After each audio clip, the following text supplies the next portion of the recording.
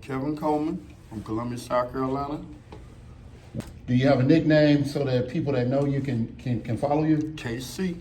Well, Casey, tell us a little bit about your background. I'm the only child. I grew up 48 Shop Road, and in 48 I learned a whole lot. Was one of them, you got to apply life because you can lose it at a blink of an eye. So I just kept applying life, and while I was applying life, I got greedy on down the road. So I love nice things. I saw all the other kids had Jordans and this, and I wasn't with the pro kid, but I was the only child. So my mom looked out and kind of, I ain't gonna say spoiled, but that made me do, not made me do, because I was a young man with a grown mentality. So I started selling drugs and doing things I shouldn't do at the age I was at the time. And so you sold drugs not because you had to, but you made a decision to sell drugs. I sold drugs to be greedy. Okay. So and an individual showed me the game, and I looked up to this individual, and at 10, 11 years old, I was taking trips with the individual, and I saw a lot of things at my age that put me in the drug game. I ain't chose the drug game. It just was a part of my life at the time. Okay, and to be a little transparent, in terms of individual, was this individual, would you say that people just meet you and just put you in the game? Or is it sometimes a trusted individual that is trusted by family and friends? It was, I call him my daddy. He showed me how to be responsible, and he made me to a young man at the time, because my dad wasn't there, and that was my father figure. And so you said that you started selling drugs around what age? I started selling drugs when I was 13. Okay, and what was your first run-in with the police? At a young age. Your first run-in with the police for drugs? No, I was breaking and entering then. How old were you when you got jailed for drugs? 18. 18. Not 18 going on 19. And what November of 90. November of 1990. And what were your charges? Drugs, trafficking, conspiracy crime. They caught me with $30,000 one time when they kicked in my grandma's door. Well, I ain't gonna say my grandma's door. They kicked in the little pool hall we had, and they came in, and I had a whole lot of money at the time. I was getting ready to re-up. What were you told in terms of the amount of years you were facing? Well, they gave me 52 years altogether, but they ran it all together into 15. Okay. Concurrent, they ran it concurrent. And was that state or federal? State. When you first got the time, what was the immediate feeling you had? When he told you 52 years, how did you feel? Disgusted, because I hadn't got greedy now. I was making $10,000, $15,000 a day. So I went from that to a dead man walking. Because when you're locked up, you're in hell. You dead man, and you're just walking around there building up the empire for the next individual, which is whoever invested in that Department of Corrections. Because now you got individuals investing in Department of Corrections, because that's the biggest investment it is, other than the funeral home. And then once they tucked you away, tell us what the first day of prison was like, or first day following your sentencing. Well, November 90, back then, they had clothes on the yard, they had money on the yard, and you could still wear your jewelry. So, time I hit the yard, I reached out to my connection, and within a week, I had another ounce of drugs. I had my money on deck. So when you got the money in the Department of Corrections, you got the power, because the individual, the correction officer is making $500 a week. So ain't have to get up $1,500 and bring this in, or $2,000 to bring that in. So it was like I'm still at home. So Department of Correction, they wasn't correcting me none when I first went in. Okay. It wasn't no correction. So you didn't know what to expect when you first got there, but once you got there, you immediately realized that this is just like being at the house. Basically, they had the money on the yard. You just couldn't leave. It was a college campus that you can't leave. Then. Just give me a day in the life in prison. A day of life in prison, hell, you can't do nothing. They're going to tell you when to go to bed. They're going to tell you when to go to sleep. They're going to tell you what time to do this. You got a certain time to eat. You just a dead man walking in prison. Were you given the choice of where you slept? No, you don't get no choice of where you sleep. Do you choose your roommate? Yeah, if you can get in different altercations with different roommates, they'll switch you out, put you in another room at the time. But sometimes they don't give a damn. They'll let you and that individual get into different altercations. You know what I'm saying? Because they're gonna get paid off your behind each year. Now it's up to $31,000 a year for each inmate. So it's like it's modernized slavery. It's up to date slavery right now. Were you at all ever just afraid when you were incarcerated? Well, at the time I went to Allendale Correctional Institution. It was like 2,500 people there, and 1,900 of them was people from Charleston. And at the time they was calling them fish heads because, you know, it was Columbia and Charleston. They go back to 85, 86. This individual, they got in a big altercation. Anyway, dude from Columbia killed another dude from Charleston. That's where the altercation from Columbia and Charleston started, you know, kicking in. Charleston and Columbia don't get along in the Department of Correction. So when I rolled there with all that jewelry on, all the money on the yard, so it was like, this was a sweet lick. So they was like, they all got together, they was trying to rob me. And would you say that when you were there, you had to choose an organization to be a part of, or were you a lone soldier for the most part? Well, you got to be a lone soldier, because if you deal with different individuals and they beef with that individual, you're implementing yourself in that situation. So in the Department of Correction, it's good to be by yourself. Good to Be by yourself. You ain't got to worry about no trouble. You know what I'm saying? Because this individual might be beefing with that individual. You got different gangs. You got the white supremacists. You got different gangs. You got different individuals. But natural life ain't never going nowhere. You understand? So everyone is pretty much it's a melting pot. Melting pot, because you got individuals kill you graveyard dead. They don't care nothing about you. And because when they kill an individual in the Department of Correction, they just take a life sentence and run it in with another life sentence. You don't catch no more time. You already got life. Where are you going? Especially if you got natural life, you ain't going nowhere. If you got 20 to 30 life, you got to wait 20 years before you go up. Okay. Or 30 years before you go up. So, you know, it's like the Department of Correction right now is a modernized slavery. Yeah. How would you say the mentally? What are some of the things that happened mentally that you would say was a result of being incarcerated? I saw it all behind the wall.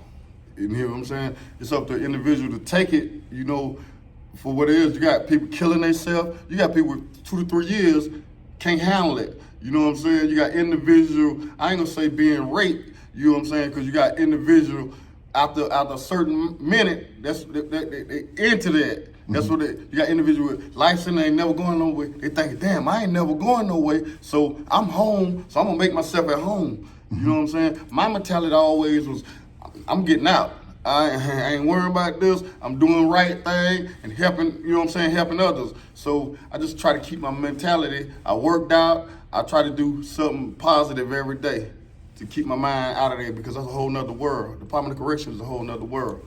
When we think about incarceration, when a lot of people have told me that they chose to do good time. And they alluded to the fact that they were actually keeping their head on swivel, and they were not engaging in the negativity. For you, you said that initially when you got there, it was a whole lot of different things going on. You were able to gain access to some drugs. It was on the yard. How do you make that transition to a point where you said, you know what, I got to change this up? OG told me back then, I was young cat. When I first caught my time, I was 19 years old. So he came up to me, he saw I was reckless, I was wild on the yard. He was like, young buck, if you always do what you always done, you always get what you always got. It hit me to like 2 years later. Damn, if you always do what you always done, you always get what you always got. So I kept doing wrong in the Department of Correction, so my behind kept going to lockup. So one day I was on lockup, I thought about what OG said. Nigga, if you always do what you always done, you always get what you always got. So I kept, when I got off lockup that time, I started doing positive things. So everything was positive. Everything kept being positive. I got into like different little activities. I started doing my carpentry work. I just started applying my time wisely. We are all told that prison is supposed to reform or rehabilitate a person so that when they return home, they'll be equipped to adapt to modern day society. How do you feel? Do you feel like prison has processes and programs in place to truly rehabilitate a person? No, prison make an individual angry. You know, ain't no rehabilitation in no Department of Correction. You got to want to change yourself, because the Department of Correction, if they telling you to go to bed, they telling you to sleep, they tell you when to eat, they tell you you ain't got time. Ain't never 24 hours in a day. How you gonna have what you gonna spend 8 of it doing nothing, the other 8 doing nothing, and the other 8 doing nothing? Mm-hmm. Nah. Ain't no reforming. You got to want to reform. You got to want to better yourself while you're in a situation. So they don't make you go, but do you have a therapist, and do you have a psychiatrist that you can go see, or or you just don't have it? One time, yeah, now they got it. But when I first caught my time in 90, they ain't had all that. You know what I'm saying? It's dog eat dog world. You had individuals getting killed. You had individuals putting a knife in you. You had individuals doing this, doing that. It wasn't no reform. It wasn't nothing. You know what I'm saying? In the Department of Correction then, everything was wild when I caught my time. But now it's even wilder. They done paint the windows. They got you 23-1 locked in your room. So how is it reforming you when you're locked up 23 hours a day? You're messing your mentality up. Running individuals crazy. What's the one thing that you had, or the characteristic or trait that you carried, that you believe helped you get through the time when you were incarcerated? Self-motivation, being to myself. Never worried about what the next individual had going on. I don't care. I ain't worried about what money they was getting, how they was getting it. I just say to myself and just apply it myself. Just try to learn every day. Do you believe that the Department of Corrections or a prison, does it break a person? Prison don't break an individual. So you believe that the vast majority of people, if you don't go and change at some point, you're gonna get out and go back? You're gonna go back because you ain't learned nothing while you was in there. It was a playground for a lot of individuals. You got individuals get institutionalized. You get to a point that, you know what I'm saying, when they go to the department, they live better some people can live better than the Department of Corrections than they do on the street, because they ain't around certain things, places. Do you believe also in probation? Probation, parole, what's your take on that? All that is a trap to get you back in the Department of Correction. You got to keep in mind, the Department of Correction is a marginalized slavery. So they're getting 30, 40,000 off of each individual every year. So my goal, instead of you picking the heads of the corn and doing the other slavery stuff, you're getting locked up in the Department of Correction. And they're getting 30 to 40,000 off you, they're up to 32,000 each year right now. 32,000 each year. Yeah, off each inmate locked up in the Department of Correction, The government get 30-some thousand off each inmate every year. So that's part of it. Yeah. So my duty is keep the whole black race locked up, Mexican race, the Browns, get them locked up, and my money still circling. Do you believe that it's better or different for women that are incarcerated? It's worse for women at times. You know, it depends on where they locked up at. See, federal is more better than state. Federal, they put money in their individuals. You eat good in federal. And state, I was working in the kitchen at the time. I went in there and I read the chicken box we was eating. It say not for human consumption. So the government killing us off at the time. It's not. It said not for human consumption, but every Friday they feeding us this nonsense. Were you ever sick when you were incarcerated? Yeah, at one time I got sick. But everything is Tylenol. Tylenol cure everything. Aspirin gonna cure everything. I don't give a damn if you get cut. Go ahead, take a Tylenol. Everything's Tylenol and aspirin. If you were talking to the young KC, what would you have told yourself to prevent from going to prison? Don't be greedy. Don't worry about what the next individual got going on. You know what I'm saying? Their money ain't your money. Don't forget the Joneses. Get your own, brother. And you got to realize you got to be out here to get anything. Yeah, in the prison, you're a dead man walking. You know? And your girl gonna leave you. Shit, time you hit the county. Yeah, brother, just apply life as it is, brother. Leave nonsense alone. All them guns, all that killing, all them drugs, brother, leave it alone. Just live your life accordingly, happily. Leave the nonsense alone, brother. When was the last time you were incarcerated? I got out 2018. That was my last, because I violated a probation.